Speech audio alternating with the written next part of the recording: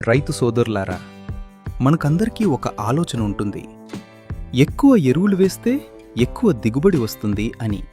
కానీ ఇది నిజమా, లేదా మనకు తెలియని నష్టం జరుగుతుందా?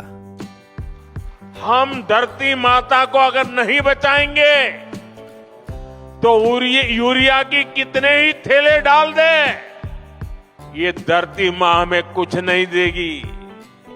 ఎక్కువ రసాయన ఎరువులు వాడితే మట్టిలోని మంచి సూక్ష్మజీవులు చనిపోతాయి. మట్టి గట్టిగా మారుతుంది. నీరు నిల్వ ఉండదు. మొక్కలు వేగంగా పెరిగినా బలహీనంగా ఉంటాయి. రోగాలు, పురుగులు ఎక్కువగా వస్తాయి. ఇది నెమ్మదిగా జరిగే నష్టం మనకు వెంటనే కనిపించదు. और इसलिए जैसे शरीर में बीमारी हो जाए तो दवाई भी हिसाब से लेनी पड़ती है. 2 गोली की जरूरत है, 4 गोली खा लें तो शरीर को फायदा नहीं नुकसान हो जाता है. రైతు సోదరులారా, మీరు వేసే ఎరువుల్లో మొక్కలు ఉపయోగించేది కేవలం 30 నుండి 50% మాత్రమే.